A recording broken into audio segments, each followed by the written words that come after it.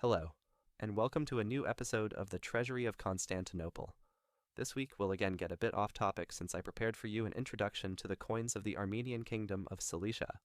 So if you, like me, just bought a lot of Armenian coins and want to figure out who minted them, or simply want to learn how to tell these coins apart, then this video is for you. We all know where modern Armenia is, but the Armenian kingdom of Cilicia, also known as Cilician Armenia or Little Armenia, is a ways to the south and to the west of actual Armenia, in southern Anatolia. This region was originally a Roman province, but starting in the 6th century, many Armenian families migrated there. The following 400 years saw Cilicia change hands between the Byzantines and different Muslim kingdoms. During this time, Armenians joined the Byzantine army, and many rose to prominent positions. In the 10th century, Emperor Nicephorus II actively encouraged even more Armenian families to settle in the region. In 1045, the Byzantine Empire formally annexed Armenia, Greater Armenia, that is, up here, and not even 20 years after that, the Seljuks took it from them. Both of these events further intensified Armenian migration southwards. Armenians continued serving in the Byzantine military and reached higher and higher posts, with many becoming governors of cities or commanders-in-chief of armies in the eastern themes.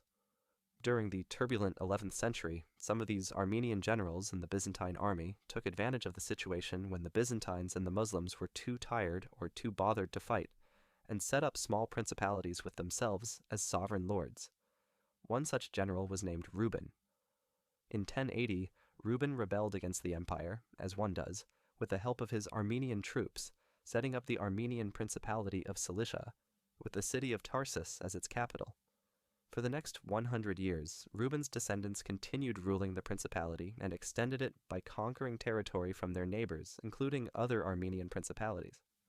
In the 1180s, Prince Levon took the opportunity to ask Frederick Barbarossa, the Holy Roman Emperor, to elevate his humble principality to a kingdom when Barbarossa was conveniently passing by Cilicia on his way to the Third Crusade. The emperor agreed but died shortly after. Levon then pressed the matter with Frederick's successor Henry IV as well as with Pope Celestine III. Both agreed, and on January 6, 1199, Levon was crowned King of Armenia. The Armenian kingdom of Cilicia existed for almost 200 years between 1198 and 1375, and during that time there were 14 kings, 1 queen, and 1 usurper. These kings came from 2 major dynasties: the Rupenid dynasty, founded by Prince Reuben back in 1080, and the Hetoumid dynasty of the House of Lampron from 1226 onwards. If we want to enter into technicalities, then 2 of the Hetoumid kings actually came from the House of Lusignan. Now, onto the coins. As mentioned before, originally the capital of Cilician Armenia was Tarsus, but in 1198 it was moved inland to the city of Sis. Regarding the denominations, the Armenians mostly minted silver and bronze coins, with silver trams forming the backbone of the economy, as Armenian ports were important centers of international trade. Half and quarter trams also existed, as well as double trams. Later, a smaller silver coin was introduced, the takvorin. As for bronze coins, there are 3 denominations. The tank is the largest, measuring around 28 to 30 millimeters, with 6 tanks being worth as much as 1 silver tram. Next comes the kardas, which originally measured around 26 millimeters, but quickly dropped to 22 millimeters. And finally, the smaller coins are called po. They usually measure 16 to 20 millimeters. You'll see that not every king minted every single one of these coins, and that there is a gradual decrease in the size and weight of the coins over time. Let's now look at the types each king minted in more detail. We start with the first king of the Armenians, Leo I, and his silver coins. This is the coronation tram. The obverse shows the Virgin Mary standing on the left and Leo kneeling on the right. The reverse has 2 lions back to back with a cross between them. This 2-lion reverse is a hallmark of Leo silver coins. Not all of them have it, but most do. After the coronation type, most obverses depict a crowned figure of Leo seated on a throne. The double tram is usually easy to tell, apart from the rest, as it has only 1 lion. Note that some fractions of the tram also have a single lion, but they're more rare. Leo also minted an interesting Billen coin. It's a denier, very much in the Frankish style with a legend in Latin and all. The story behind this coin is that when Leo was given the title of King of Armenia, he assumed that this entitled him to the Principality of Antioch as well, because reasons. Now, it didn't really, so Leo tried to take Antioch by force 2 times, but he failed. Leo minted only one type of bronze coin, a very distinctive large tank, with a crowned lion on the obverse and a patriarchal cross with 2 stars on the reverse. Last but not least, Leo I is one of the only kings known to have minted gold coins. Here is one of them. Now, Leo ruled for around 20 years, but never had any sons. He and his first wife, Isabel of Antioch, had one daughter called Stephanie. In 1214, Stephanie married John, king of Jerusalem. 2 years later, Leo's second wife, Sibylle of Lusignan, gave birth to another daughter who they named Isabella. When Isabella was around 3 years old, Leo died. Things then got a little complicated with different people with varying degrees of legitimacy trying to seize the throne. At the age of 6, Isabella was engaged to Philip of Antioch, but this Philip offended Armenian sensibilities and was imprisoned and poisoned after a few years. Isabella was then proclaimed Queen of Armenia and crowned when she was only 10 years old. The same year she married Hetoum of Barbaron from the Armenian noble house of Lampron. Hetoum was the son of Constantine of Barbaron, who had been leading the regency after Leo's death. It's not known how much Isabella was involved in governing, but regardless, Hetoum was given the title of king when he married her. It's interesting, though, that all of Hetoum's silver coins depict him with Isabella on the obverse, even those struck after she died. The reverses of the trams and half-trams show a lion with a cross behind. 2 special series of trams were minted during Hetoum's reign. These are often referred to as bilingual trams, as the obverse legends are in Armenian and the reverse legends in Arabic. These coins were a product of a peace treaty between Hetoum and the Seljuk sultans of Konya, whereby he nominally recognized them as overlords in return for them stopping the constant attacks on Armenian territory. The first series shows Hetoum on horseback, on the obverse, with the legend Hetoum King of the Armenians, and on the reverse, very appropriately, no picture and just a legend in Arabic saying the great Sultan, Kaikobad son of Kaikusra. The second series has the exact same design, with the only major change being the name of the Sultan. Note that the Hetoum Kaikobad coins are much less artistic. Bilingual half-trams also exist, but they are quite rare. Hetoum has quite a lot of different types of bronze coins. The tanks depict the king sitting on a throne on the obverse and a cross on the reverse. Surrounding the cross there are decorative elements like pellets, stars, or fleurs de lis. The cardes show even more variety, though they somewhat resemble the tanks. Isabella died in 1252, and Hetoum never married again. He died almost 20 years later and was succeeded by their son, Leo II. Leo himself ruled for 20 years, and his coins are pretty straightforward.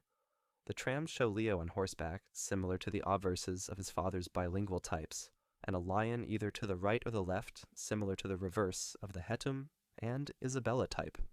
In bronze, Leo only minted cardes, and they are quite recognizable. The obverse has a lion, and the reverse a thin cross. Note there is a variation with stars around the cross. Leo II married Karen of Lampron, and they had 5 sons and 2 daughters, all relevant to our story. The eldest daughter, Isabella, married Amoric of Lusignan, lord of Tyre. The younger daughter, Rita, married the Byzantine emperor, Michael IX. The sons were named Hetoum, Thoros, Smpad, Constantine, and Oshin. If these names sound familiar, it's because they all went on to be kings of Armenia. Let's first look at the history, then the coins. Leo II died in 1289 and was succeeded by his eldest son, Hetoum II. Hetoum didn't have the strongest inclinations to rule and kind of abdicated after 4 years, entering a monastery giving the throne to his brother Thoros, who stayed on as half-regent, half-co-ruler. In 1296, both Thoros and Hetoum accompanied their sister Rita to Constantinople for her marriage to the Byzantine emperor, leaving their brother Smpad as regent.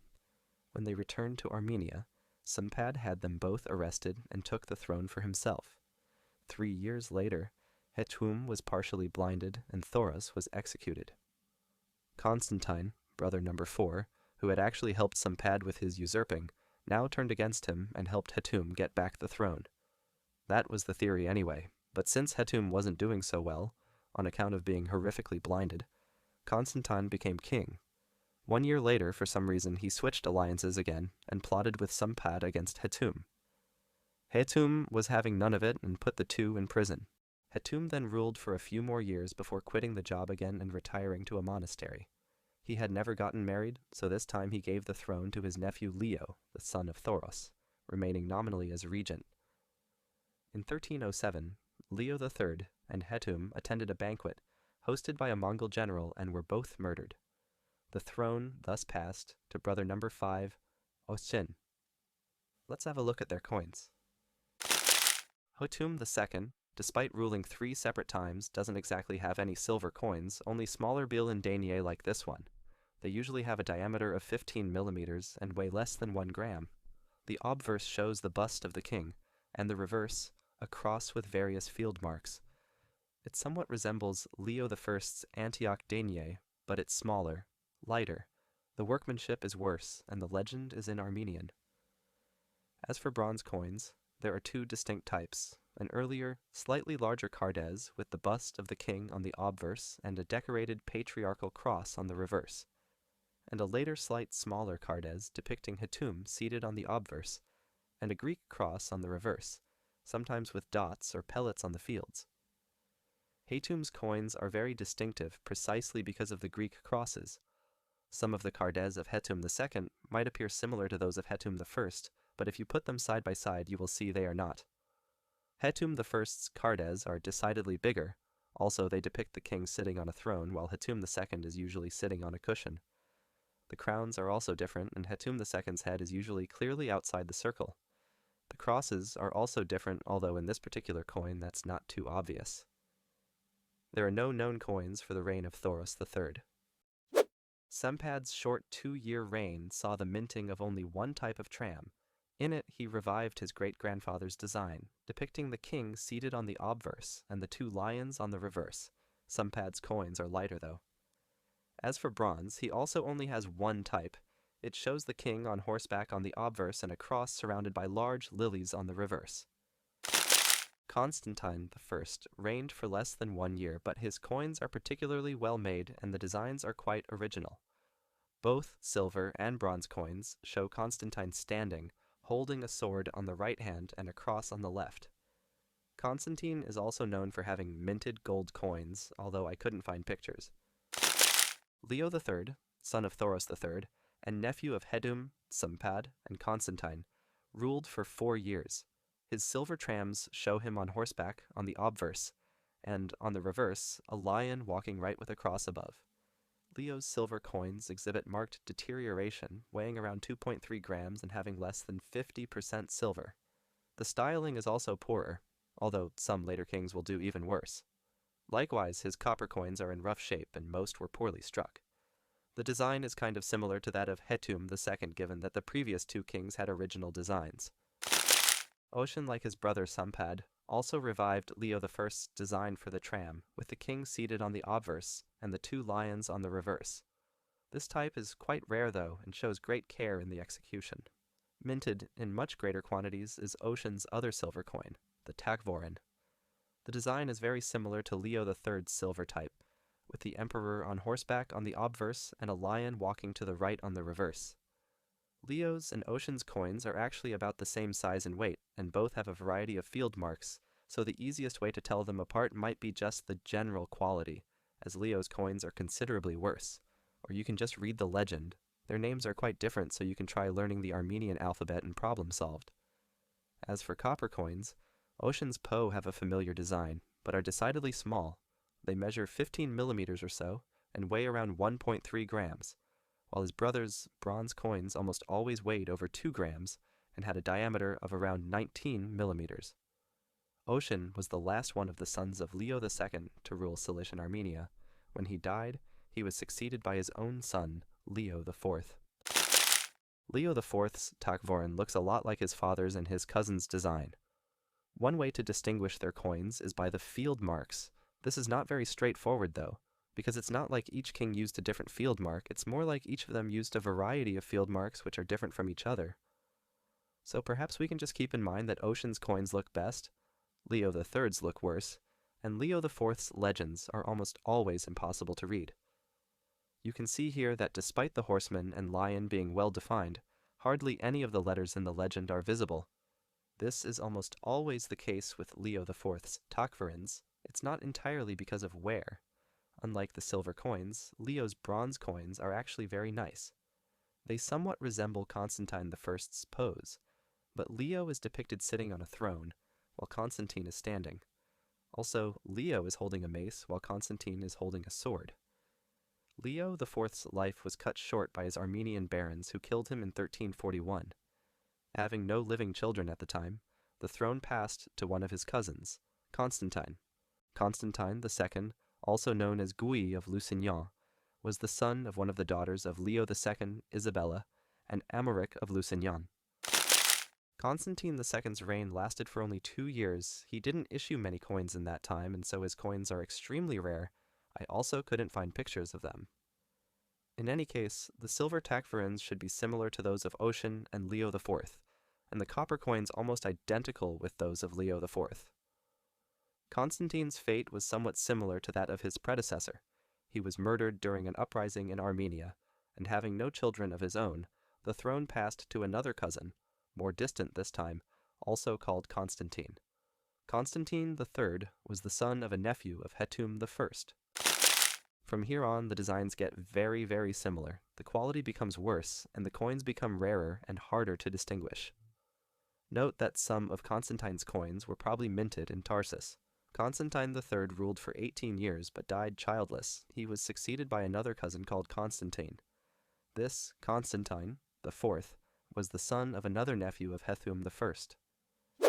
Before we get to him, though, there is a mysterious usurper. All that is known about him is his name, Leo, and that he ruled for 2 years between Constantine III's death in 1363 and Constantine IV's ascension to the throne in 1365. Leo the Usurper only minted one takvarin type.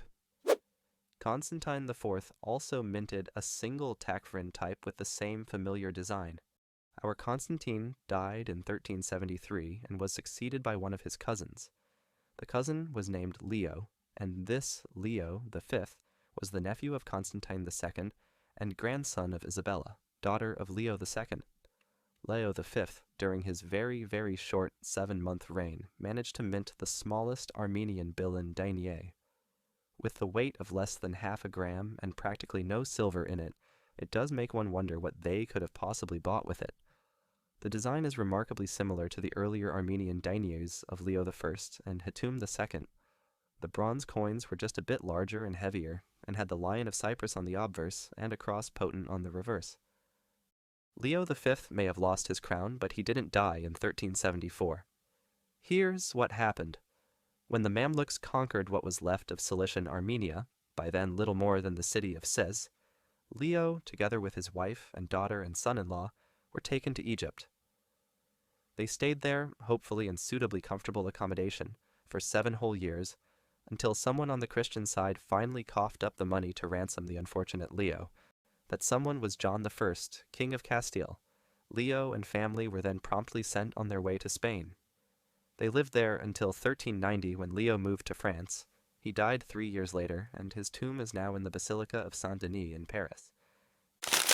I hope you liked the video and found it helpful and interesting. If you collect coins or know someone who does, feel free to check out Adelaide's coin store on eBay. The link is in the description below.